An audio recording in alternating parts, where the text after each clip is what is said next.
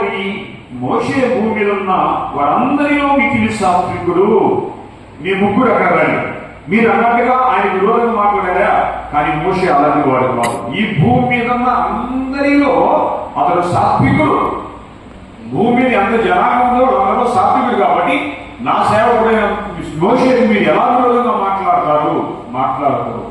ఎందుకంటే అభిషేకించింది దేవుడు. అంతేనండి. రోమపత్రికలో 14:4 ఒకసారి చదవండి. ఏమంటారు? రోమీయులకు రాసిన పత్రిక 14:4 ఏమంటది? 14:4 తీర్పు తీర్చుటకు ఎవరు అతడు నిలిచి ఉంటేను పడి ఉంటేను అతని సొంత యజమాని పని.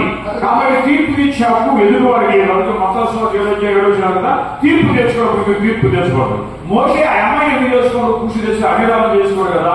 నేను మోషే భక్తుడు కదా అని మోషే మీద మాట్లాడితే తీర్పు తీసేసింది.